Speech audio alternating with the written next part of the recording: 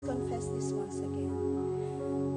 Ikaw ang aking pastol, hindi magkukulang. Sapat na at higit pa.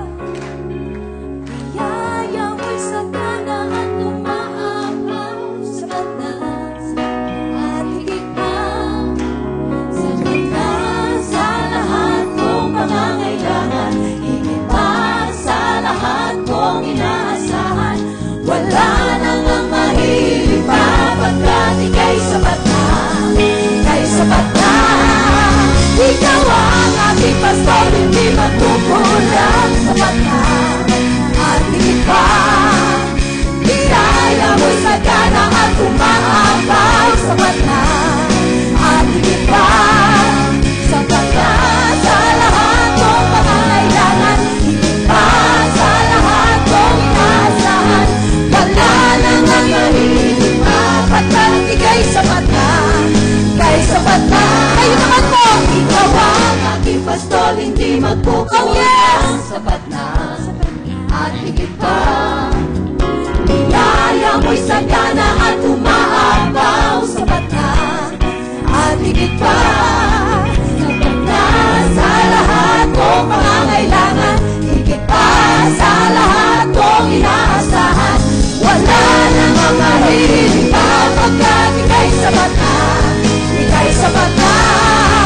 Ikaw ang aking pastor, hindi magkukulang. Sapat na at higit pa. Salamat Panginoon. Kaya mo'y sagana at umaapaw. Sapat na at higit pa. Sapat na sa lahat kong pangangailangan. Higit pa sa lahat kong inaasahan. Wala nang ang mahilig pa, pagkat ika'y sapat na, ika'y sapat na. Wala nang ang mahilig pa, pagkat ika'y sapat na, ika'y sapat na. Wala nang ang mahilig pa, pagkat ika'y sapat na, ika'y sapat na. At higit pa. Oh yes!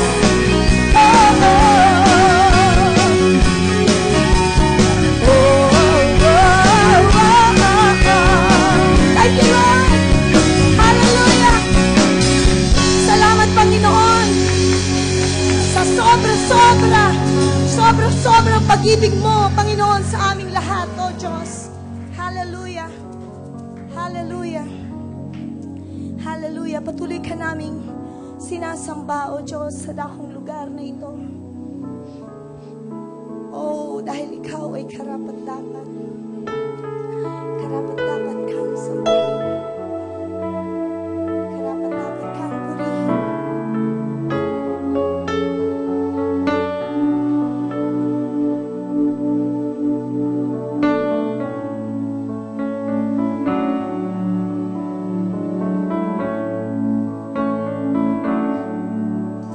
Nais kong ika'y maranasan. Pagkilos mo'y aking inaasam. Pagkat sa'yo ko lang natagpuan ang tunay na kagalakan. Nais kong ika'y maranasan. Tibok ng puso ko'y ikaw lamang. Kaya't ngayon, bukas at kailanman, pagsamba ko'y iaalay. Walang hanggan kitang pupurihin, walang hanggang sasambahin. Buong laman ng puso kong ito ang mamalagi sa'yo. Walang hanggan kitang pupurihin, walang hanggang sasambahin. Buong laman ng puso kong ito ang mamalagi sa'yo. Yes, Lord. Come on, let's all sing. Nais kong ika'y maranasan. Pagkilos mo'y aking inaasa. Pagkat sa'yo ko lang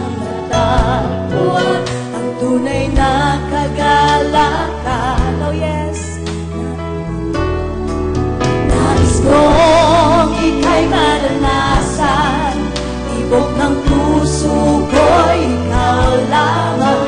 Kaya't ngayon, bukas at kailanman, pagsamba ko'y iaalay.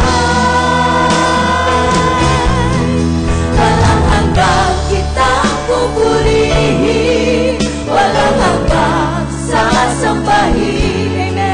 Buong laman ng puso kong ito ang mamalagi sa'yo. Walang hanggang kitang pupurihin, walang hanggang sasambahin. Buong laman ng puso kong ito ang mamalagi sa'yo. Walang hanggang kitang pupurihin, walang hanggang sasambahin. Oh yes, buong laman ng puso kong ito ang mamalagi sa'yo.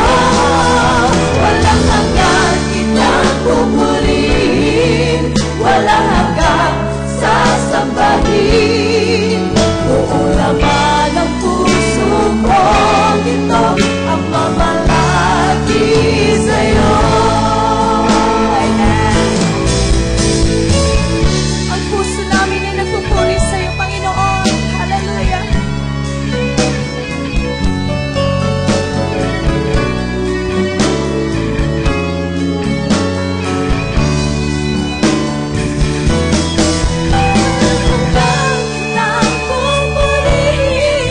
Walang hanggang sasambahin. Salamat, Panginoon. Walang hanggang kitang pupurihin, walang hanggang sasambahin. Buong laman ng puso kong ito ang mamalagi sa'yo. Walang hanggang kitang pupurihin, walang hanggang sasambahin. Buong laman ng puso kong ito ang mamalagi sa'yo. Walang hanggang kitang pupurihin, walang hanggang sasambahin. Buong laman ng puso kong ito ang mamalagi sa'yo. Walang hanggang kitang pupurihin, walang hanggang sasambahin. Buong laman ng puso kong ito ang mamalagi sa'yo. Buong laman ng puso kong ito ang mamalagi sa'yo. Buong laman ng puso kong ito ang mamalagi sa'yo.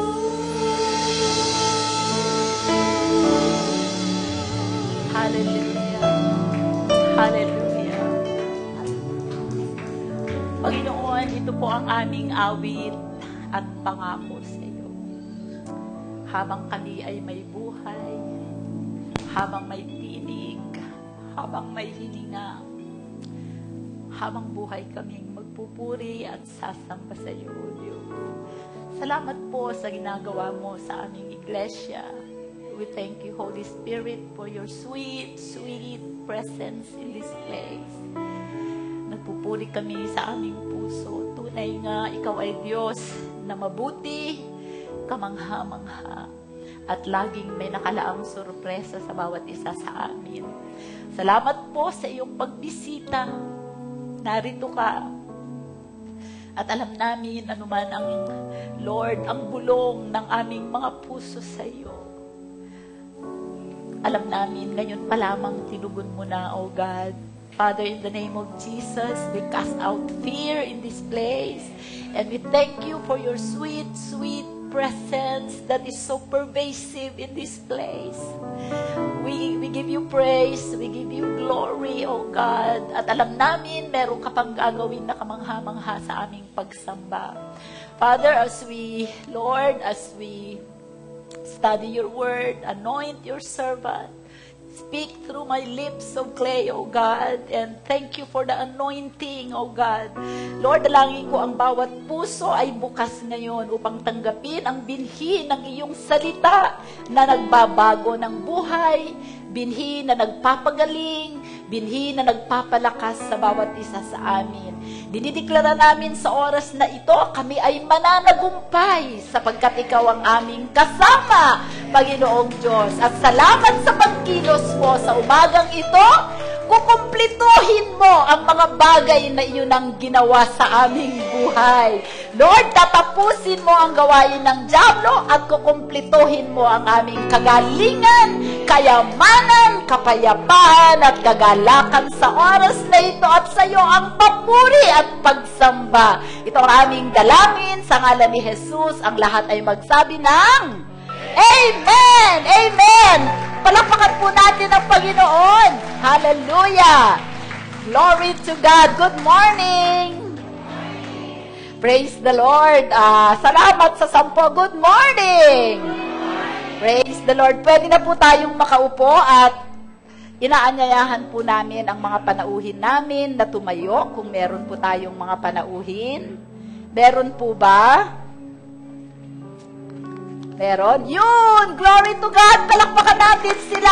O mga ushers, lapitan ninyo. Meron pa po sa bandang dulo. Hallelujah! Hallelujah! So, ayun! Glory to God! Huwag po kayong mahiya. Palakpakan po natin sila. Kayo po ay wini-welcome namin sa Rhema Word of God Church at inaasahan po namin na kayo ay pagpapalain din katulad namin. Amen! Hallelujah! Pwede na po tayong makaupo. Hallelujah! Sabihin mo nga sa katabi mo, you are blessed. Ay, Tagalog pala tayo ngayon. Pinagpala ka. Pinagpala ka ng todo sa umagang ito. Amen! Handa na ba kayo sa salita ng Diyos? Are you ready for the Word? Glory! So tayo po ay nagpapatuloy sa ating pag-aaral patungkol sa kaharian ng Diyos. At bago po ako magpatuloy sa ating pag-aaral, nais ko lang din pong magpatotoo. Amen. Kasi po, last week, kami po ay nag-prayer and fasting. Amen. Sinabahan niyo ba kami? O, nag-feasting kayo. Glory to God. Alam po nyo, kailan ba yun? Wednesday. Meron po tayong, kilala po ninyo si Brother Prudel Dio, yung pulis na pilay.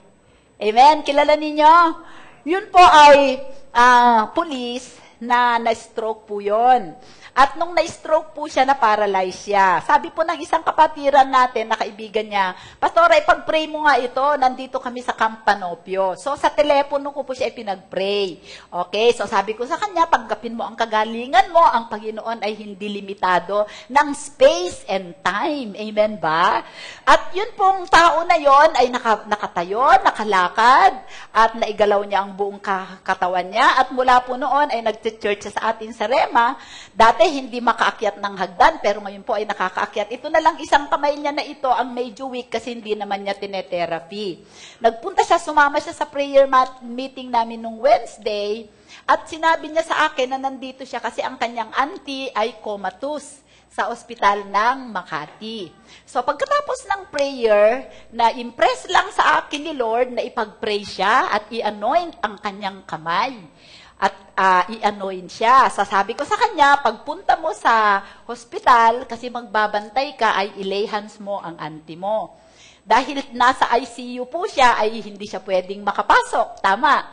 So, sabi ko, pumunta ka sa salamin, kasi meron namang visiting doon, at i-lay hands mo siya sa salamin. Okay, so hapon yon, umuwi siya ng hapon. Kinabukasan po ng umaga, pagkagising ko tumawag, excited. Sabi niya, sister, ang tawag niya sa akin ay sister. Taga-Abra po yon, Bangged. Nagpunta lang po siya dito para dun sa auntie niya. Sister, ano po pala? Gusto po niya tayong magtayo ng Rhema sa Bangged. Sino po ang gustong mag-volunteer na missionary? Kinukulit po ako noon. 2 taon na po. Amen. Okay. So, Sabi niya, sister, sabi niya, gumising na ang auntie ko. Amen! Hallelujah! Palakpakan natin ang Panginoon. Hallelujah! So, panampalatayanan mo na yan ay babangon na at uuwi na kayo sa Abra. Amen. Alam niyo po, nagpapahayag tayo sa kaharian ng Diyos, the kingdom of God. Sa kaharian po ng Diyos, ang himala po ay ordinary. Amen. This is the way we live life. When we experience miracle healing, everything about our life is a miracle. Amen. We get it from the spiritual realm. Sa kaharian ng Diyos, ang naghahari po doon ay ang Diyos. At ang Panginoon ay ayaw niya tayong magkasakit, ayaw niya tayong maghirap. Amen.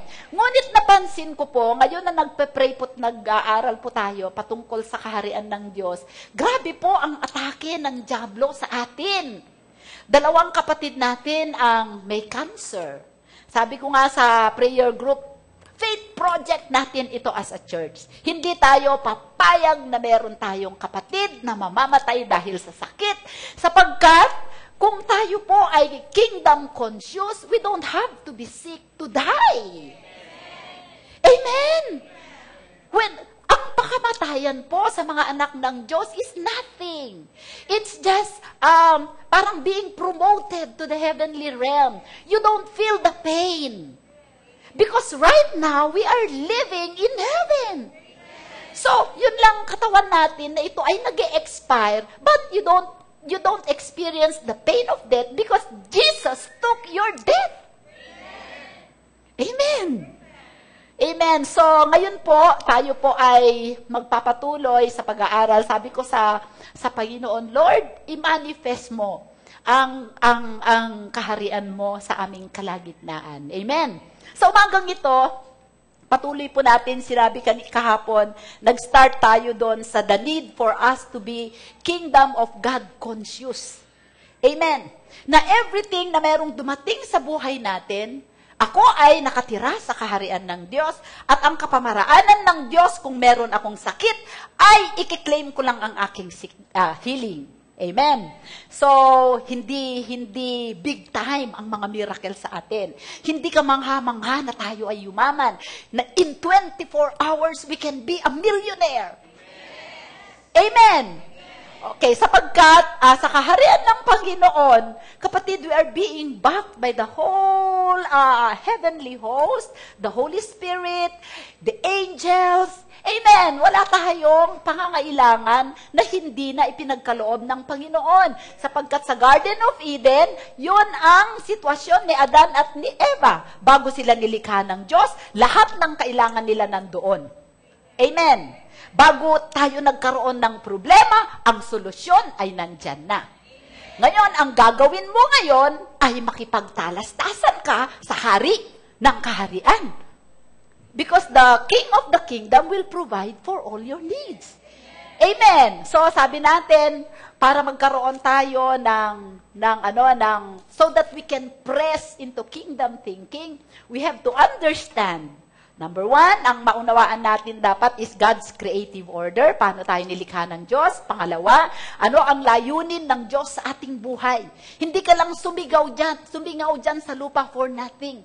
Merong layunin ang Diyos sa buhay mo. Kung bakit hindi ka ipinanganak ng panahon ni Abraham, kahit ikaw ay senior citizen at gusto mong tawagin ang iyong sarili na member ng Abrasar. Amen. Ano nga ang pangalan nila? Abraham, Sarah, ministry. Ay, bakit pinili ng Diyos na ngayon ka ipanganak at hindi nung kapanahunan ni Adan, ay nung kapanahunan ni Abraham, or kapanahunan ni Paul? Sapagkat sa panahong ito, meron kang misyon.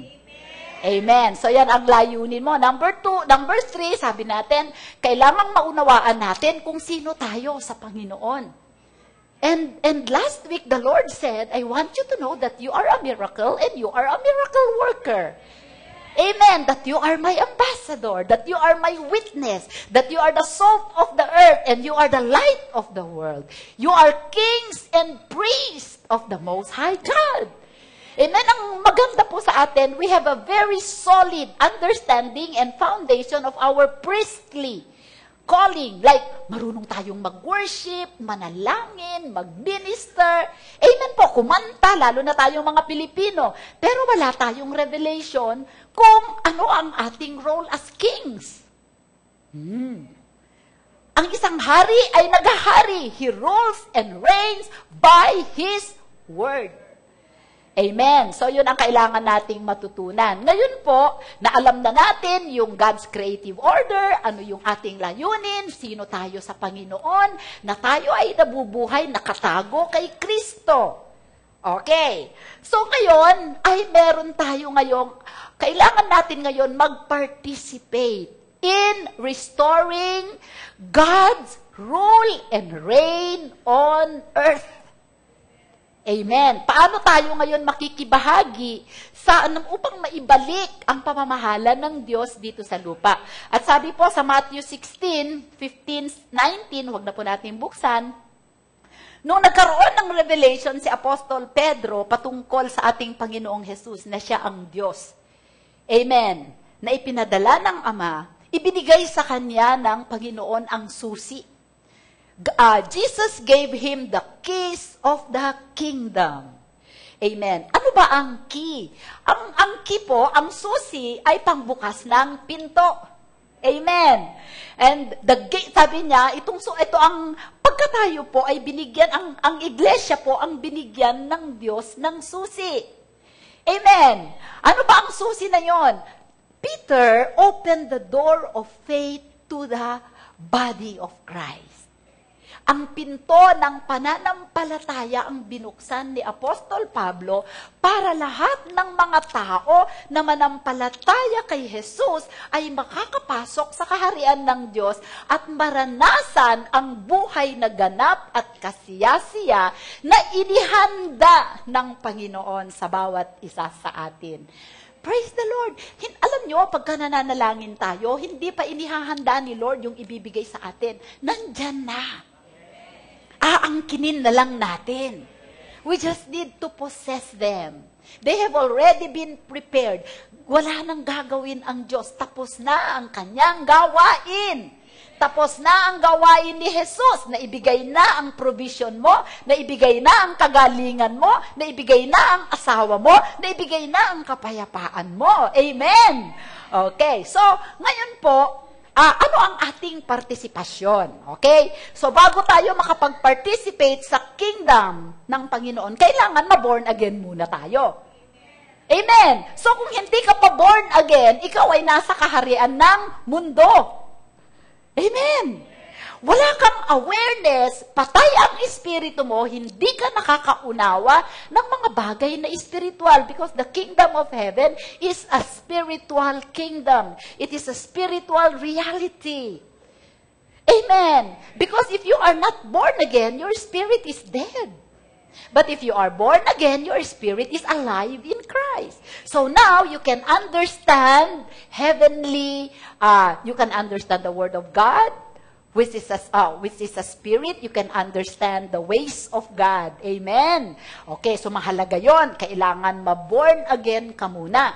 At paano ka maboborn again? Napakasimple po. Ikaw ay manampalataya na ang Panginoong Jesus ay Diyos at siya ay ang anak ng Diyos. Ipinadala siya dito sa lupa upang tubusin ka at upang dalhin ang kaharian ng Diyos sa iyo. Pag tinanggap mo si Jesus, tinanggap mo ang kaharian sa iyong puso.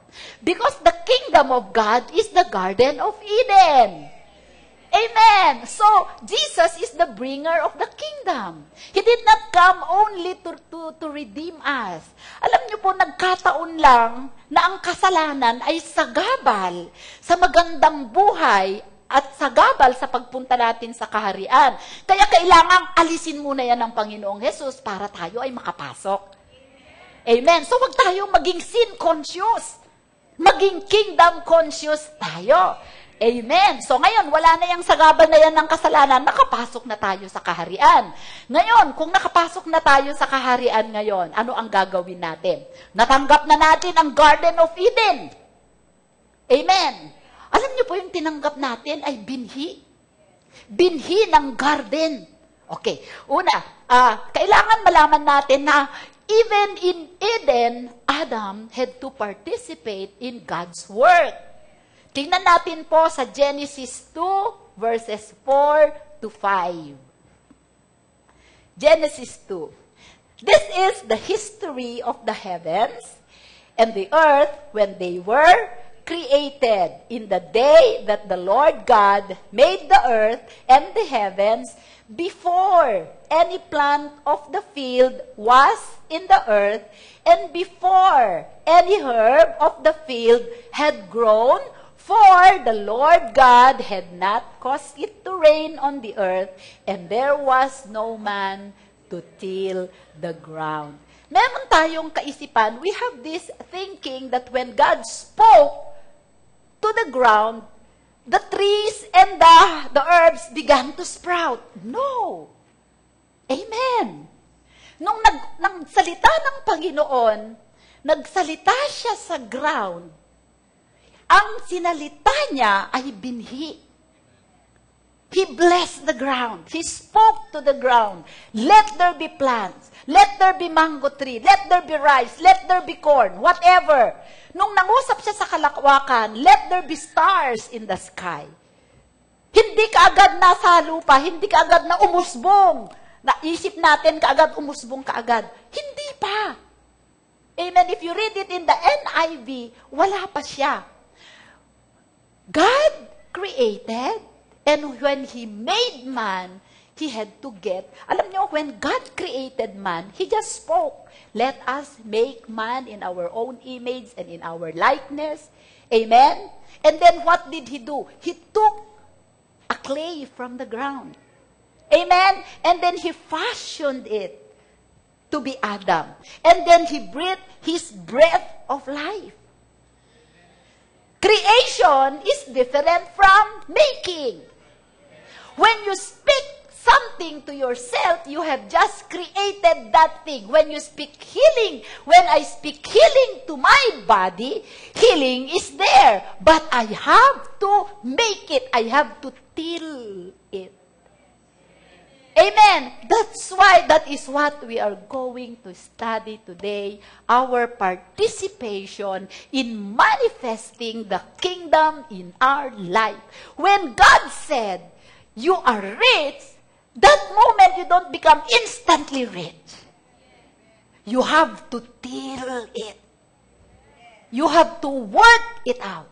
Kaya nga sabi ni Apostle Pablo, you have to work out your salvation with fear and trembling. Amen. So how do we work it out? How do we participate? Amen. Ganda, no? Alam niyo po, this lesson is so good. Amen. Kasi nagmamanifest sa ating buhay. Okay, so sabi po doon sa Luke 8, verse 11, meron tayong garden. Okay? Merong garden ng Eden sa atin. Because sabi sa Bible, the kingdom of God is within you. The garden of God is within us. Nasa ating puso. Sabihin mo, puso. Ang ating puso, ang manufacturing center ng lahat ng mga bagay sa buhay natin. Ang church na ito ay nanggaling sa ating puso. Una, nagmula sa puso ng Diyos, ililipat sa puso ko, kaya sa puso nating lahat, kaya meron tayong church. Amen. Ang mga damit natin, ang mga lahat ng bagay na na-enjoy natin, nagmula yan sa puso. Minanufacture natin yan sa ating puso.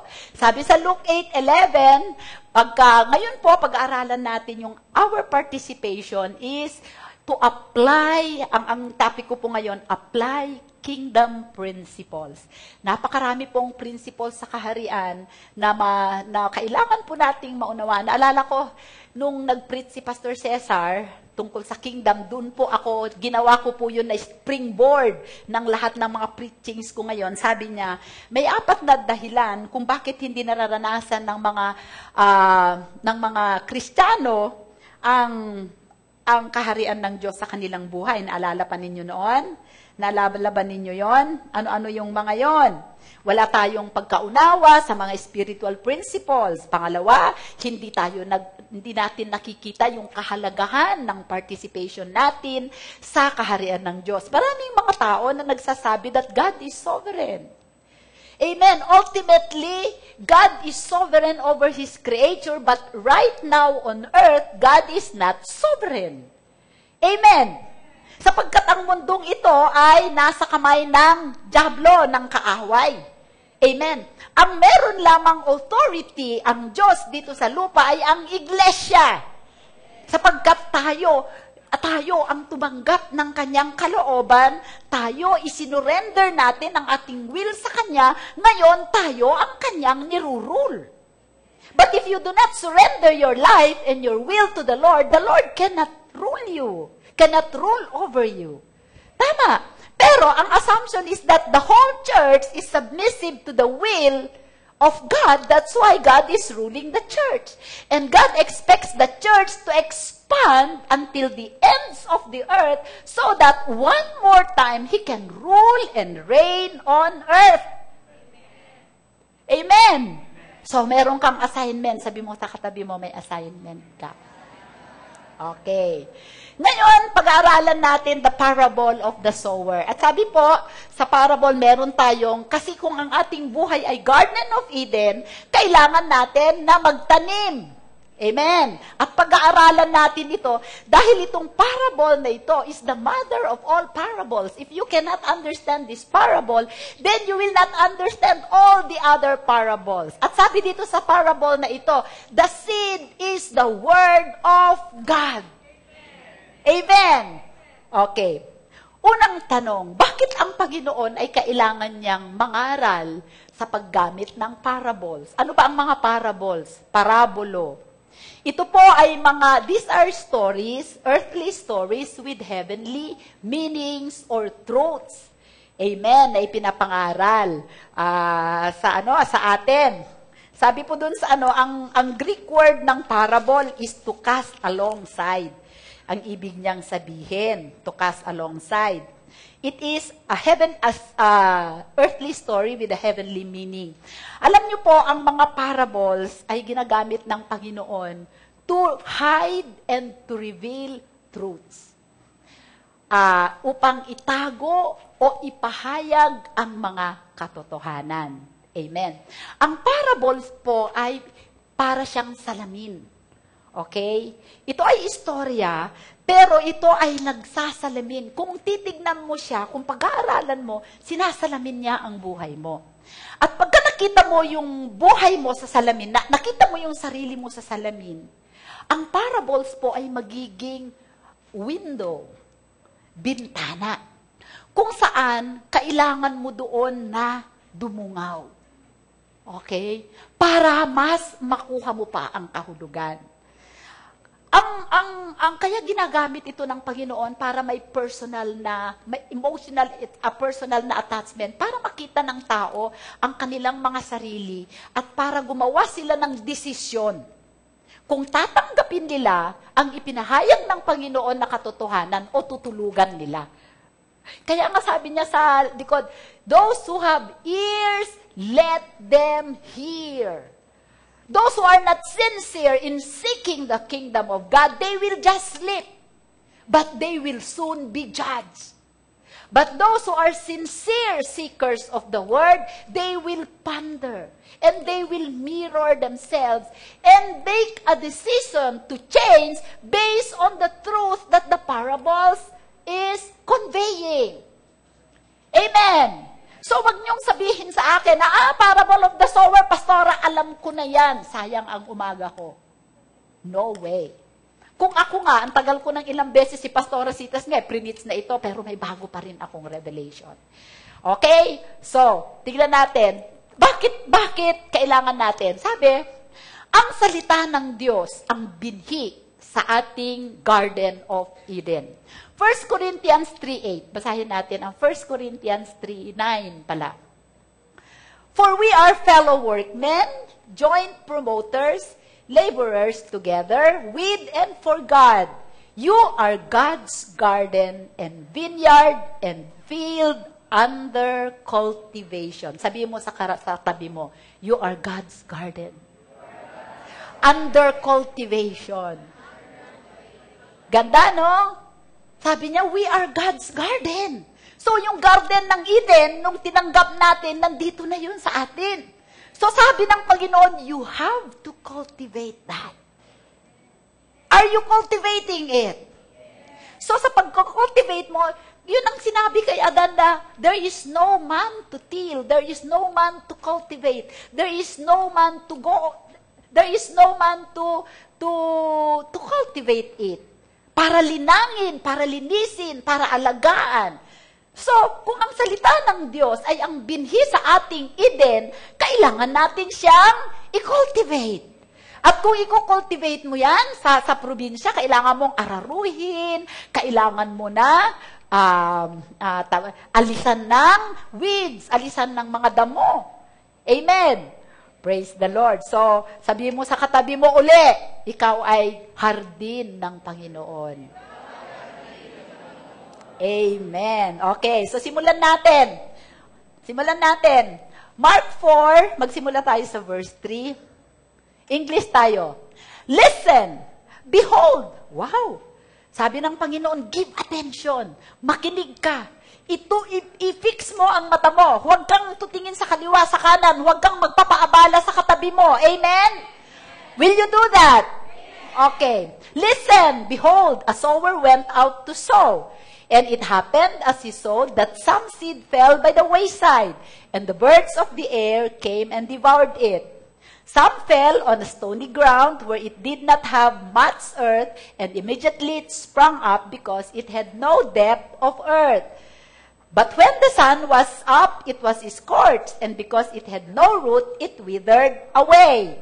And some fell among the thorns, and the thorns grew up and choked it, and it yielded no crop. But others fell on the good ground and yielded a crop that sprung up, increased, and produced, some 30-fold, some 60, and some 100-fold. So makikita natin ito ay parable na ito, nagkukwento ang Panginoon patungkol sa isang maghahasik. Amen. Maghahasik. So sabi niya, ang maghahasik ay naghasik. Pagka naghasik kasi sila noon ay tinatapon lang nila. Okay? Merong nahulog sa mga daraanan, merong binhi na nahulog sa mabatong lugar, may binhi na nahulog sa madawag na lugar, at may binhi na nahulog sa mabuting lugar. Okay. Tingnan natin ang interpretation nito. Amen? So tingnan natin sa next verse. 15, okay? Verse 15. 4:15. And these are, basahin natin yung siguro before that. They cannot understand this parable. Hindi nila maintindihan. The sower sows the word. Amen? Teka muna. Verse 13 nga, bro. Verse 13. Tingnan mo ulit verse 13. Mag-backtrack ka. So the sower sows the word. Sino ba yung sower? Okay. And he said to them, do you not understand this parable? How then will you understand all parables? Kailangan daw sa kaharian ng Panginoon. Alam nyo, nung ibinigay ng Panginoong Jesus ang susi kay Pedro, he also gave him the key to the mystery of the kingdom. Amen. Ito nga yung parables na ito for people who do not belong to the kingdom. These are mysteries. Amen. Misteryo ito, hindi nila ito maunawaan. Okay? So, the sower sows the word. Verse 15. And these are the ones by the wayside where the word is sown. Sown, when they hear, Satan comes immediately and takes away the word that was sown in their hearts. So yung mga ibon, ininterpret ng Panginoon ito sa kanila kasi hindi nila maunawaan. Sabi niya, yung mga ibon, it represents Satan. Yung mga binhi, iyon ay mga salita ng Diyos. Ako ngayon ay naghahasik ng binhi sa inyong mga puso. At inaasahan ko na walang ibon dito na tumutuka ng mga ipinahasik ko. Amen. Okay. Okay. These likewise are the ones sown on stony ground, who, when they hear the word, immediately receive it with gladness. and they have no root in themselves, and so endure only for a time. Afterwards, when the tribulation or persecution arises for the word's sake, immediately they stumble.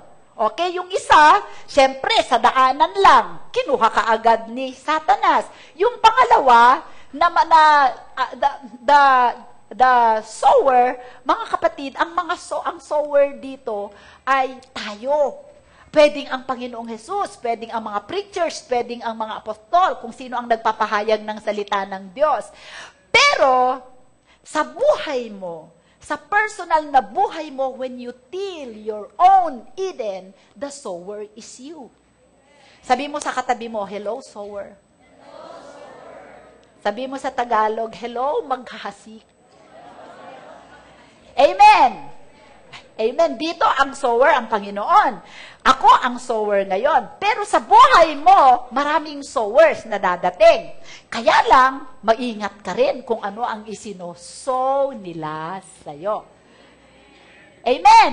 Hindi lahat ng naghahasik ay tatanggapin mo ang kanilang mga binhi.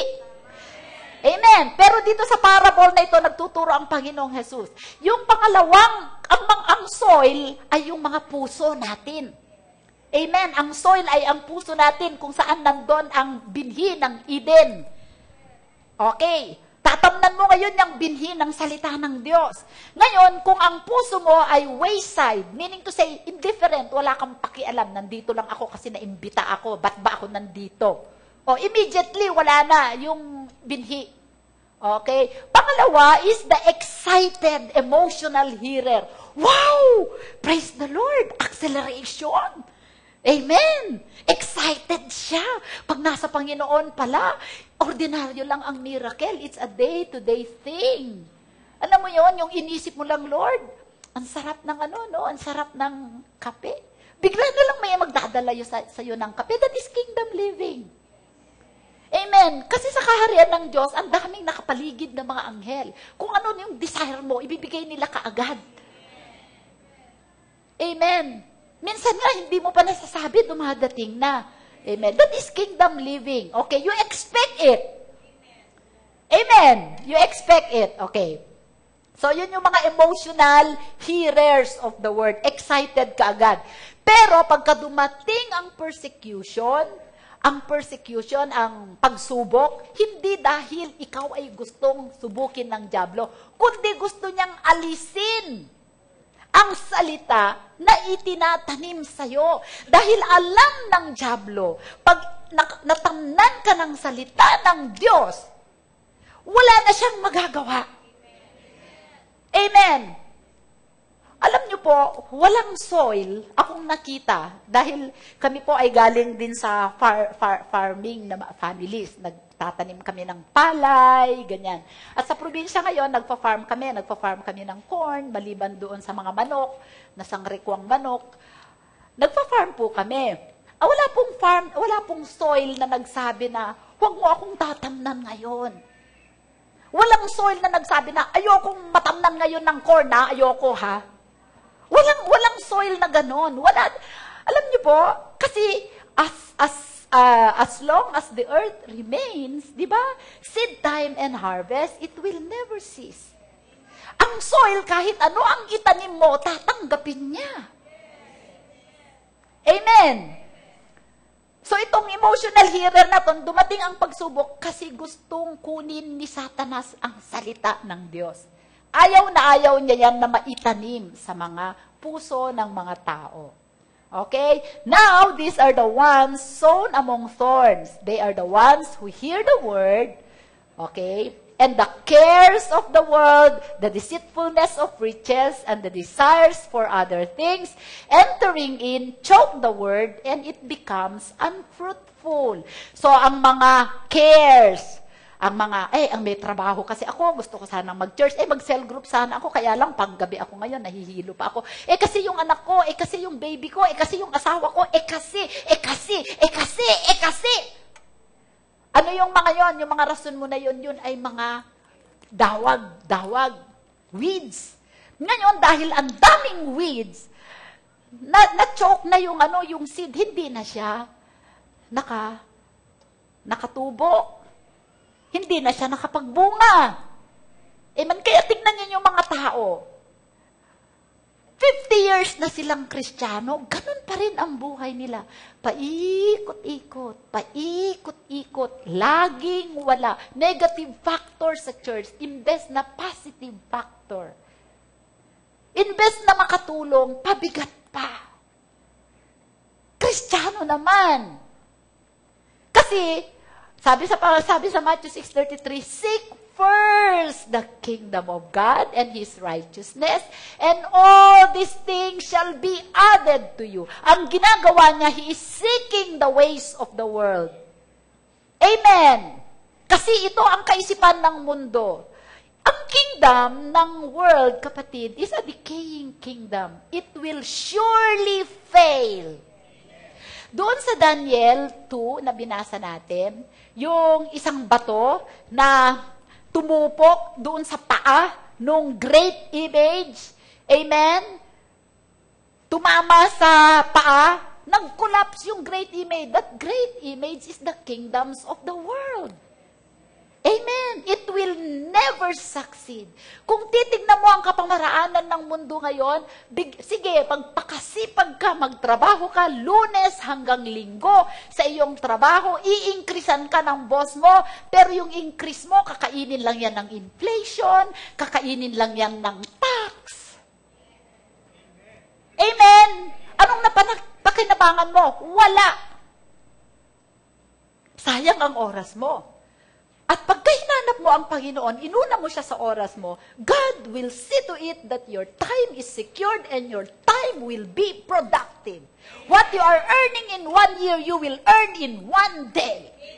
Nararanasan namin yan ng asawa ko. Pagkagising namin sa umaga, biglang may tatawag sa amin, deal ng ganitong partes na gagamitin sa construction. Right that moment, kumita kami ng 300,000. Wala pang kaming ginawa, kundi nagsalita pa lang kami. If you put the kingdom of God first, if you believe in these spiritual principles, brothers and sisters, the devil cannot hinder you. Walang magagawa ang dyablo. Amen. Ang problema sa atin, hindi, priority ko kasi ito. Wala kang time mag-devotion. Alam niyo po yung devotion natin? We are strengthening, tinitil natin yung word. When we read the word of God, when you go home today, you ponder on this parable and see yourself in a mirror. Are you a stony heart? Are you a wayward heart? Are you just emotional about the church? Or are you a weedy heart? Full of cares? Amen? Amen. Or are you a good ground?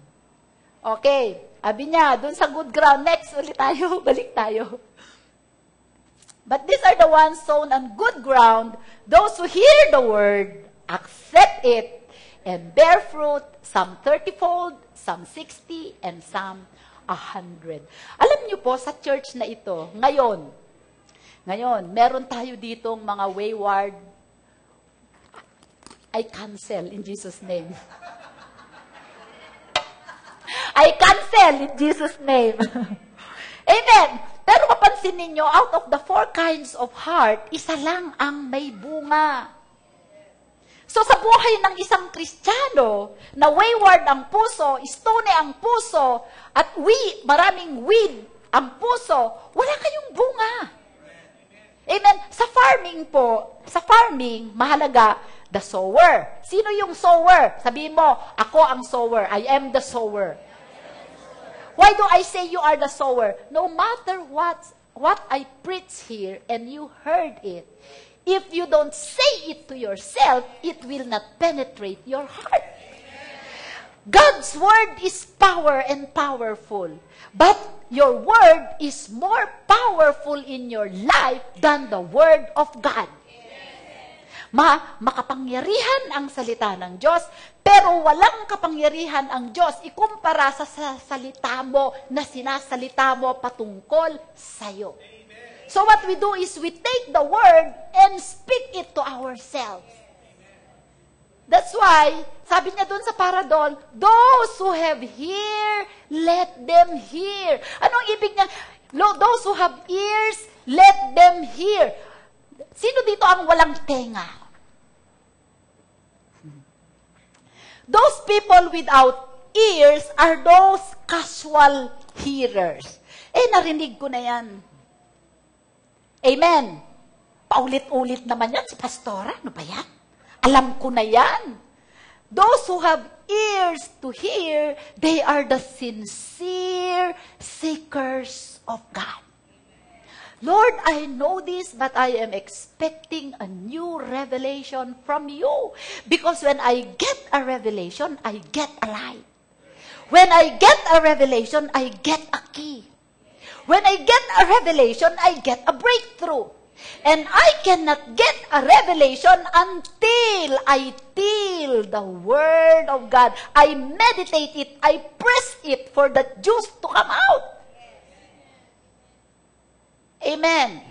Because the Word of God, when you plant it in your heart and you till it, you meditate it, amen, it will transform what you believe. It will help you. It will increase when you put the word inside your heart. Brothers and sisters, there are things that our mind cannot take, but our heart can take, because the Apostle Paul says, with the heart one believes. There are things you cannot see, you cannot believe in your mind. You know, in the kingdom of God, we operate in the Spirit. Faith is a spirit. The Word is a spirit. Sabi sa John 6:63, the words that I speak to you are life, are spirit, and they are life. So it feeds your spirit. It feeds the Garden of Eden in you. Amen. So, when the Lord said, I'm going to give you your million today, amen, your heart can take it. Your heart bubbles until your mind will convince you that that is impossible.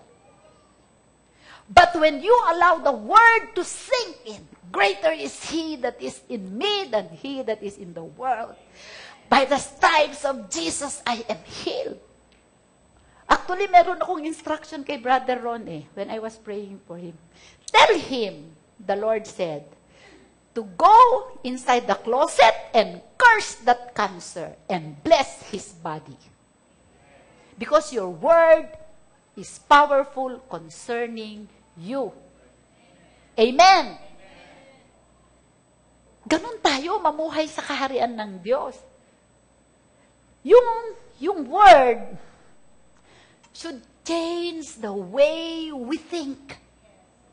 That's why you have to till it in your heart. Isiksik mo. Huwag mong kakalimutan. Kaya nga sabi sa Proverbs 4:22, attend to my word. Amen? Ano mo nga, magpo-flow na lang ako kasi balikan ko yung parable of the sower mamaya. Kasi kinakausap tayo ng Panginoon. Proverbs 4:22. Sabi ng Panginoon, attend to my word. Proverbs 4, for they are life of 21. 4:20. Sige. 4:20. My son and daughter, attend to my word. When you attend, parang sinabi kanina, listen, behold, to my words. Consent and submit to my sayings. Amen. Let them not depart from your sight. Keep reading that it is written. Amen.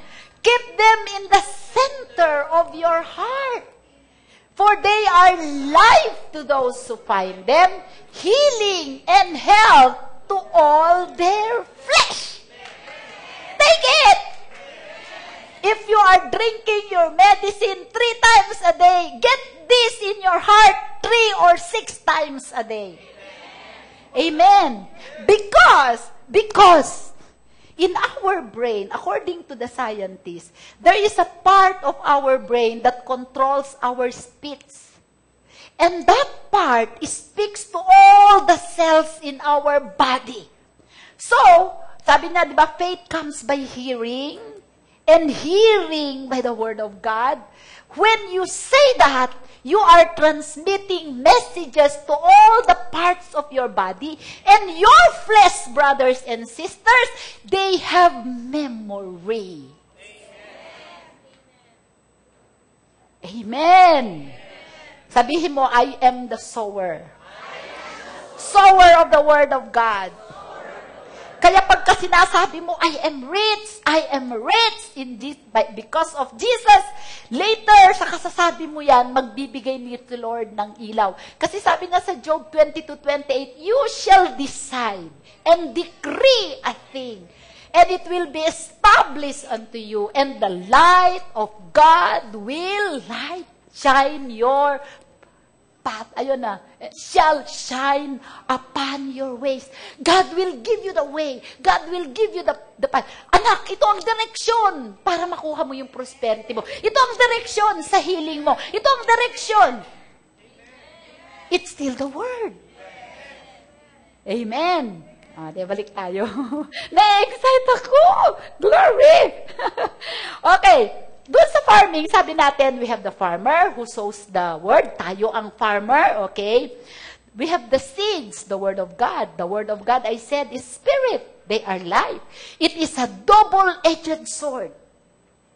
If you have cancer, it is the surgeon's scalpel that will take away every cancer cell. It penetrates the dividing soul and spirit, bone and marrow. Hebrews 4:12. Amen. That is the Word of God. Amen. Alam nyo, talagang, kung sa natural lang, at hindi yung espiritu mo, brothers and sisters, you have to, when you read the Word and you meditate the Word, you are feeding your spirit, and the manifestation will just be flowing out of your spirit. Amen. Okay. So, you have the Word, and then, yung Word of God, the Word of God is God Himself. In the beginning was the Word, and the Word was God, and the Word became flesh and dwelt amongst us. The Word of God is God Himself. Inilagay niya sa kapsula yung kanyang sarili na salita. Amen? The Word is a container. It is a container of your blessing. Amen? Tapos inilagay niya yun sa'yo. Amen? Naunawaan ninyo? It can fix everything that is broken in your life. It can provide everything that is lacking in your life. Amen? That is the Word of God. Kaya napaka-powerful ng Word. It is a spirit. Amen. Alam nyo, yung mga bagay dito sa natural, the natural laws are extension of spiritual laws. Our natural experiences, they are fruits and outflow of the spiritual realm. So you have to get it first in the spirit before it manifests in the natural. Example, prosperity. Merong isang tao na bigay siya ng bigay ng church, tithes, offering. Pero walang nangyayari sa buhay niya. Bakit? Wala siyang revelation sa Word. Wala siyang revelation sa Word of God concerning giving and receiving. Wala siyang revelation sa God concerning prosperity. That's why he is only giving in the natural just to appease his. Pero walang faith na naka-attach. There can never be no faith without the Word. At kung walang naka-attach na faith doon sa action mo, walang manifestation. Amen. So, okay, the sower, the seed, the Word of God, Then, the sowing process. The sowing process is speaking. Speaking. You are sowing when you speak. When you confess, you are sowing. You are sowing to your heart. You are sowing to the life of other people. Your life is a seed. Your word is a seed. Your action is a seed. Everything about you is a seed because you are born of the seed. Amen. You are born of the word. When you speak, you say, you release words. Amen. Amen. Okay, so when you sow, you speak. I bless you. Amen. Alam nyo, yung money na isinosow natin sa buhay ng mga tao, walang prutasyon kung wala kang word. Wala kang word seed. Kailangan may word seed ka bago ka may money seed. Amen. Amen. Otherwise, nagsasayang ka lang. Oh, hindi na ako magbibigay. Nasa sayo. Pero, hindi ka aani. Kailangan, ang sinasabi ko lang sa'yo, meron kang word na pinananampalatayanan mo na pundasyon ng pagbibigay mo. Dito sa church na ito, hindi nyo kami narinig na nakikiusap sa inyo na magbigay. Or, pinipress namin kayo, may project tayo, magbigay kayo. No. Why? We are rich. Amen. Hallelujah. We know how to get, we know how to take the word and get a revelation from the word before we sow. And we are sure and confident we will reap a harvest. Amen. We don't have to beg. You don't have to be pressured. Amen. When you are pressuring someone, you are not in faith. Hallelujah. Okay, so, sowing is speaking. And then the ground is your heart. The center of your, like, hindi yung pump ha, hindi yung blood pump, yung heart dito. The center of our being, where the born-again nature is, the man, the born-again man, okay? The keeper of the seed. You are the keeper of the seed through your eye gate, mouth, ano pa, touch, yung mga senses mo, gates yan. Yung touch gate yan. Yung eyes gate yan. Yung mouth gate yan. Yung ear gate. You have to discern what seeds you are receiving to plant in your heart. Amen. O sige, basahin natin doon sa parable. And then, ang last is the fruit. The fruit is the manifestation of the word. So, kung ano ang word na itinanim mo sa puso mo, yun ang prutas na aanihin mo. If you planted the word of, let's say, healing, then you will receive your healing. Amen. Okay. So, nauunawaan na natin yon. Ang diablo, ang talagang assignment niya, ay nakawin niya yung salita na itinatanim sa inyong puso. Okay. How can the devil steal the word of God? Amen.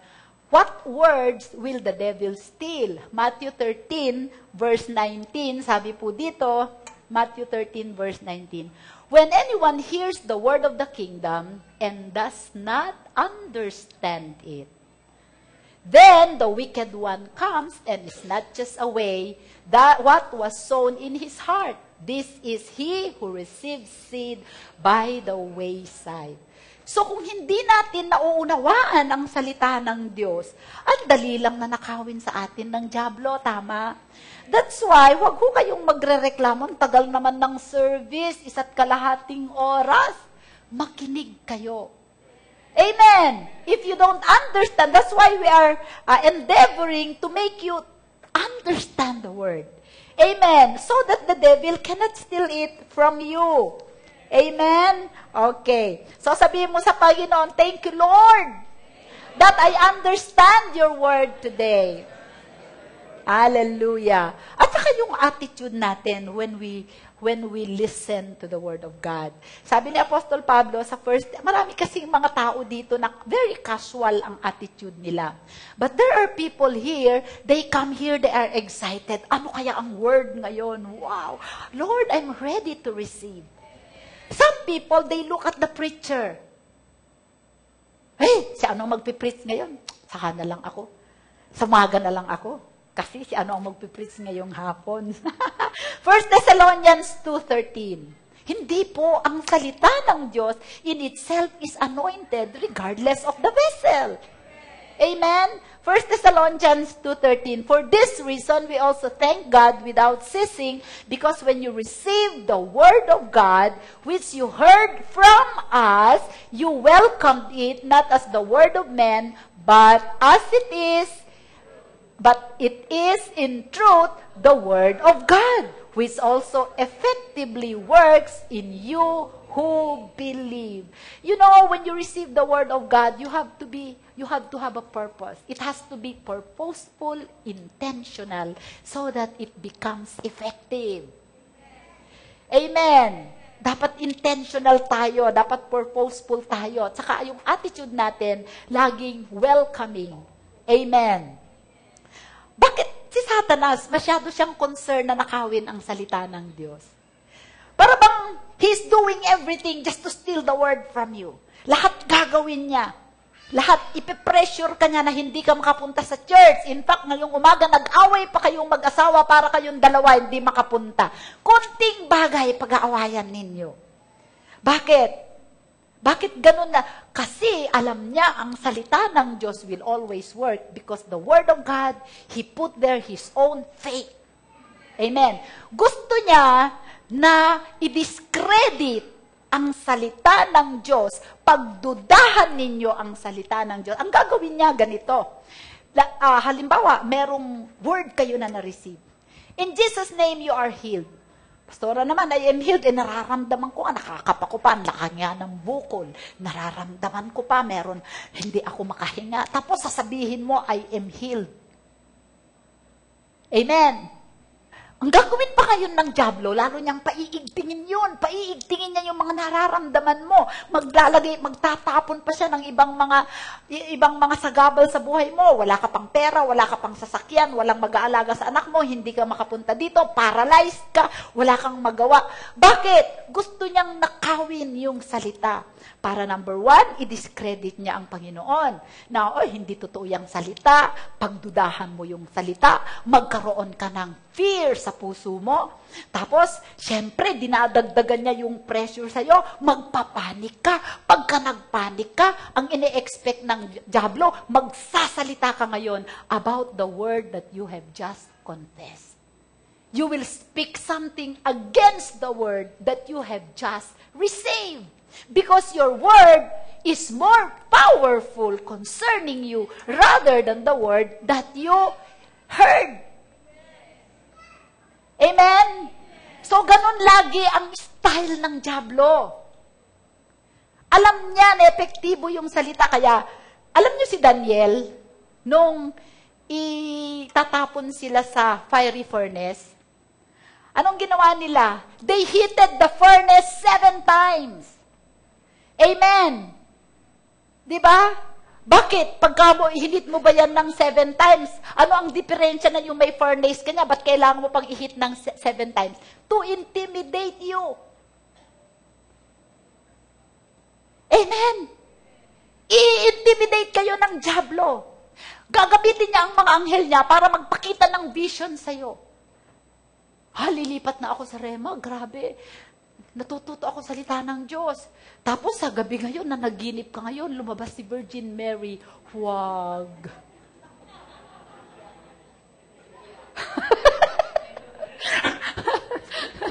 Huwag anak. Huwag kang magbabagong daan. Dito ka sa dating daan. Na naginip ka. Hindi lahat ng panaginip galing sa Diyos. Yan ay bungang, bungang, ano ba yun? Kulang sa yan, paligo. Amen. Konsultahin mo lagi ang salita ng Diyos. Amen. So, kailangan maging sensitive ka sa mga ganon. Sabi nung iba, mula nung na-born again ako, wala naman akong nararanasan na ganyan.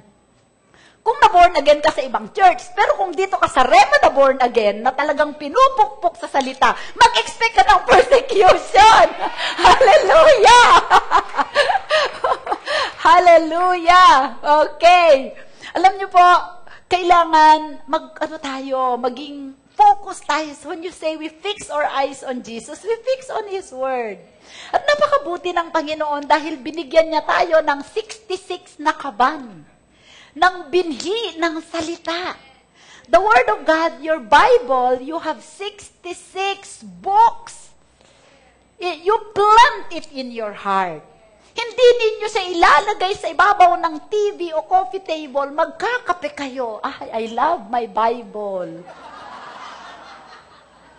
Maliban na maitanim yung binhi na yan sa inyong puso, hindi kayo aani. Minsan pa nga nakayakap pa. Pero hindi niya naintindihan kung ano yung niyayakap niya. Amen. Yung iba nasa ilalim ng unan, hindi na niya makita, hindi na siya magbabasa. Okay? 4:20. Meron ako ditong note. Alam nyo, ano ang gagawin natin? Pagka yung dyablo nagpapadala ng mga kaabalahan, distraction sa buhay natin, yung word hindi natin mailagay. 1 Peter, nasa na ba yun?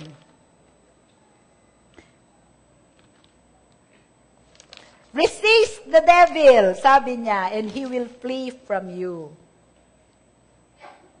Nandyan. Okay. Be sober. Doon nga sa 8 muna. Be sober, be vigilant, because your adversary, the devil, walks about like a roaring lion, seeking whom he may devour. Hindi naman lang siya nagdi-devour ng kung sino-sino. Kilala din niya yung matatatag sa salita. Yung lilimyak-limyak. Yung mga tao na uncertain sila. Sabi, hindi galing sa Diyos ang sakit. So immediately, don't permit it in your body. Amen. Hindi pagsubok ang sakit. Ay, sinusubok ako ni Lord. Mariosep, mahal ka ng Panginoon, ba't kanya susubukin sa sakit? Ang sakit ay galing sa dyablo.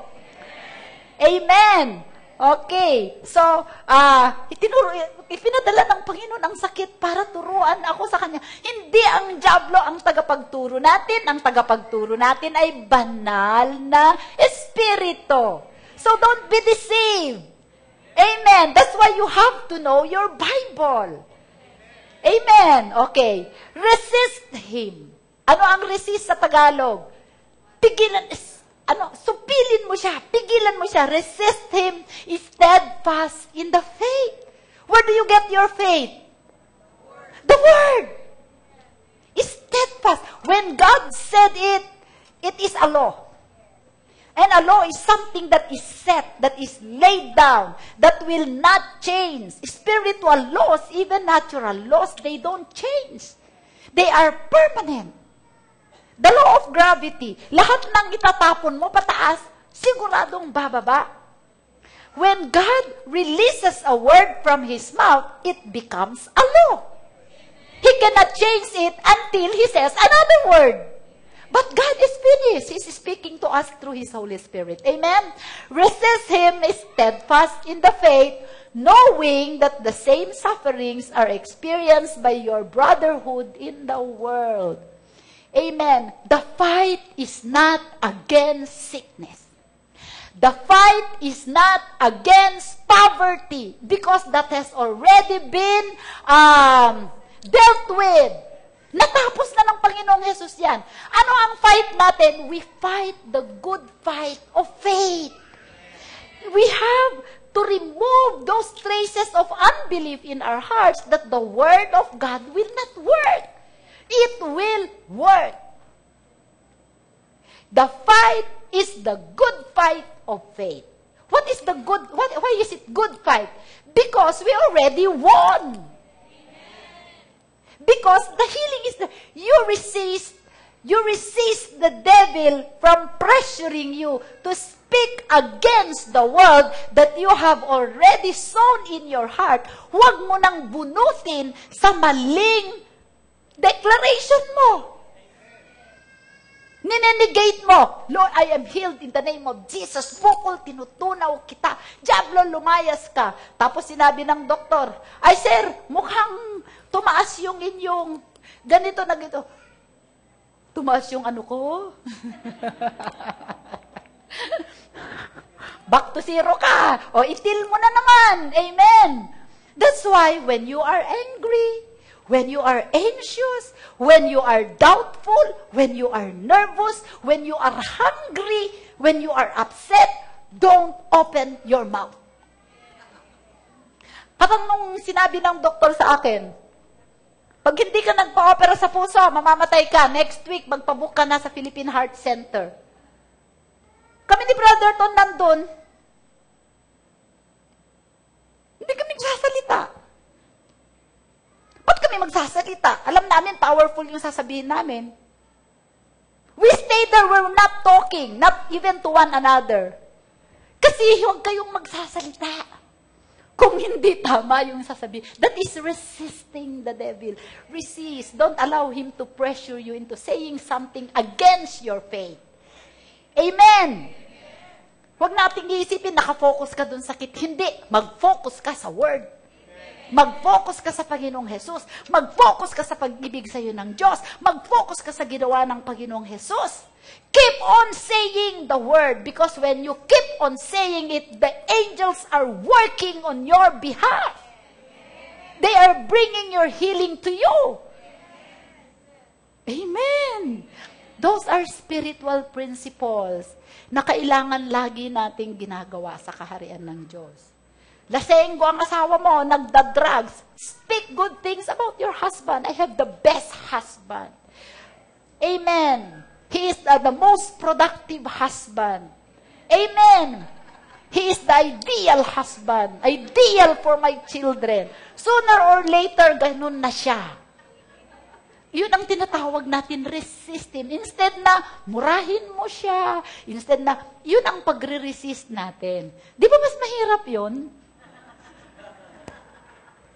Tapos mamahalin mo siya, paglilingkuran mo siya, dumating siya, dami niyang ganun, pupunasan mo siya. Praise the Lord. Hindi ganun ang husband ko. Hallelujah! Oh, 11 o'clock na. Okay, punta tayo dun sa verse, okay. 21 to 23. Mark 4:21 to 23. Also, he said to them, is a lamp brought to be put under a basket or under a bed? Is it not to be set on a lampstand? Okay. For there is nothing hidden which will not be revealed, nor has anything been kept secret, but that it should come to light. When you plant the word in your heart, you have to hide it. Tinatakpan mo siya. Amen. Kasi kung hindi mo siya tatakpan, hindi siya tutubo. Amen po. So, i-hide mo siya. It's not because you are ashamed, but because you are allowing yourself to grow it. Amen. Sabi nila may communion niya, di ba? Hindi naman kayo nagmamadali, no? Hallelujah. Hallelujah. Praise the Lord. Okay. So, paano natin i-maintain the next na verses, verse 24? Is anyone, then he said to them, take heed what you hear, with the same measure you use it, it will be measured to you, and to you who hear, more will be given. Ano ibig niya sabihin? Mag-ingat kayo sa mga pinapakinggan ninyo. When you have planted a seed in your heart, other sowers will sow into you. The world will sow into your life. Amen. Yung opinion ng doktor, yung opinion ng kaibigan mo, yung opinion ng family mo, hindi. Generation, lahat kasi ng generation natin, may cancer ang nanay mo, may cancer si ganyan, kaya may cancer ka din. Sabihin mo, in the name of Jesus, Jesus is a bondage breaker. Wala na akong generational curse. I am free from generational curse. The blood that is flowing in my vein is the blood of Jesus, not the blood of my parents. Amen. So resist. That is resisting. Although totoo sa natural na may cancer ang nanay mo, you don't permit it now to operate because you belong to another kingdom. Amen. Alam nyo, napaka-sensitive ang spirit realm. Napaka-sensitive ang spirit realm. Prompting, unction. Amen? If you are not sensitive, you will give in to the wiles of the enemy. Kaya kailangan natin laging nandun sa presence ni Lord. So how do you maintain? Next verse. Gusto lang. For whoever has, to him more will be given, but whoever does not have, even what he has will be taken away from him. Siyempre, nakaprogress ka na sa buhay mo, sa pag-speak ng mano sa sarili mo. Merong isang sitwasyon na ninegate mo, kung anong meron ka na, wala lahat. Amen. Kaya napakahalaga po nito. Okay, go. For whoever has, okay, next verse, 25. Patapusin na natin, sayang. Next verse, 26. For whoever has, next verse please, sino sa Easy Worship. And he said, the kingdom of God, okay. Pumunta po tayo sa verse 420. Balikan natin ang Mark 4:20. But these are the ones who are sown on good ground, those who hear the word, accept it, and bear fruit, some 30-fold, some 60, and some 100-fold. Bakit iba-iba ang ani? Amen. Bakit yung puso ko minsan 30-fold lang na, ibig sabihin 30-fold, 30 na ganyan. Okay? Yung 60, tapos yung iba 100. Sa 30-fold, tama, pero paminsan-minsan nagmamurmur ka, nagrereklamo ka. Lord, kailan mo ba ako talaga pagagalingin? Huwag kang magtanong ng ganun, kasi pinagaling ka na. Amen. Be careful what is coming out of your mouth. Kaya mas mabuti pa manahimik ka na lang. Pagka gusto mong magsalita, I thank you, Lord. 2 Corinthians 2:14, now thanks be to God who always leads me to triumph in Christ Jesus, so that I will be a fragrance to be diffused. Say the word. Only speak the word. Any word. Upbuilding rather than complain. Kaya 30-fold lang. Okay. 60-fold. Sometimes high na high ang faith mo. Minsan, bababa naman ang faith mo. Di ba? Hindi ka nga nagsasalita, pero discouraged ka, takot na takot ka, fearful ka. Okay. 100-fold are those people who did not say anything against the word that they have sown in their heart. You are consistent, steadfast. Amen. Even if the pain is so much, you have to confess the word in gritted teeth. I still believe I am healed. Up to my last breath, I believe I am healed. You get 100-fold increase. Okay, today, Jesus only speak the word of God. He only say what the Father said. He only did what the Father told him to do. Because of that, he was given the Spirit without measure. And the Spirit is the one who helps us, comforts us. He is the convictor, He is the convincer, and the conveyor of the kingdom of God in our life. If we only speak the word of God, the Holy Spirit will come to us beyond, without measure. Today, as we remember what the Lord Jesus did for us, that's why we are all in the kingdom, because of what the Lord did. Let us take our communion today. Let us make a vow to the Lord to help us to speak His word only concerning our situations. The communion is a symbol of the covenant. If you have issues in your life, you make a covenant with God today over communion. This is very powerful. We will ask the grace of God to help us, for us to understand His word and to just speak His words concerning our situation. Praise the Lord. Tayo po ay tumayo. Hallelujah. Let us pray. Thank you, Lord, for understanding. Sabihin mo, thank you, Lord, for understanding. Thank you, Lord, that I understand your word. Salamat, O Diyos, sa iyong salita. Dalangin ko, Panginoon, ang layunin ng salita mo, Panginoon, ay naganap. we receive your word. We plant them in our hearts by saying, by speaking, by declaring them. I receive, I believe. I believe that it will reprogram what the world has programmed in my mind to destroy every mindset that is not of you today. Salamat po, O Diyos, sa gagawin mo sa mga anak mo. We believe that we are sincere seekers of the kingdom. And as we seek the kingdom, it will be manifested in our lives.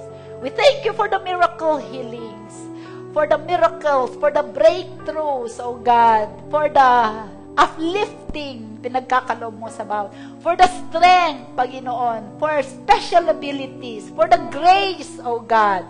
And today, I ask you, Lord, that, Panginoon, for our giving this morning, we thank you, Father, for your word that told us, Panginoon, that those who sow to your kingdom, you said in Psalm 37 verse 25, let them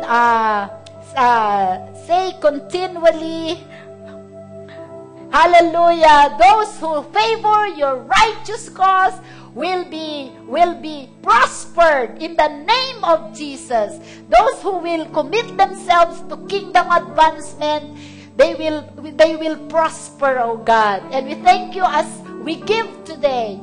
We take that word, O God, as our word seed, Lord.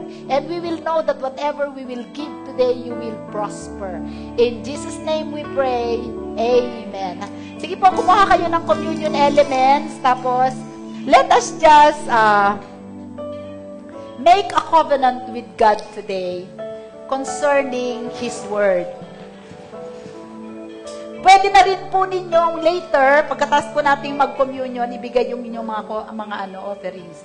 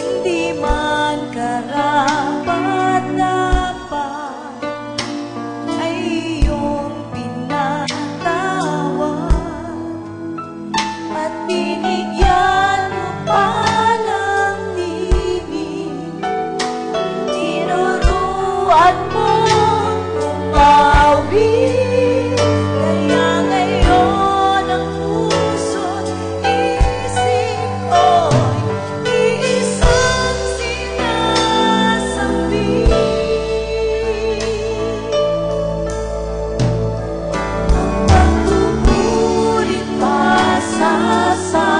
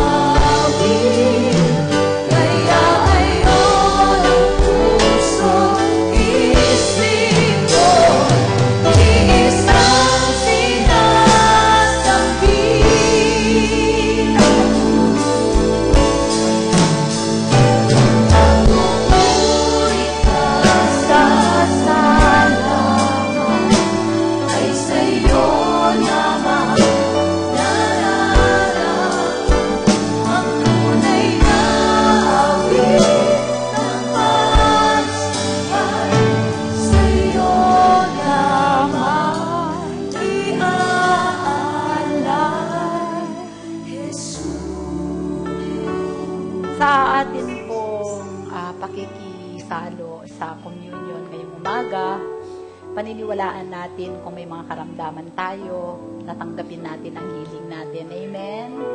So, as a church, we also pray for Brother Ron and Sister Alma Anyunevo. Nasa hospital pa siya. Amen. Let us believe together. Let us join our faith together and release our faith for their healing. Suportahan natin sila sa kanilang mga confession. Kung may mga personal issues pa tayo, and especially for the communion today, let's ask God for the grace and for the discernment and wisdom to speak only His word. Amen. Let us speak the word only. Amen. And Matthew 26:26, and as they were eating, Jesus took bread, blessed and broke it, and gave it to the disciples, and said,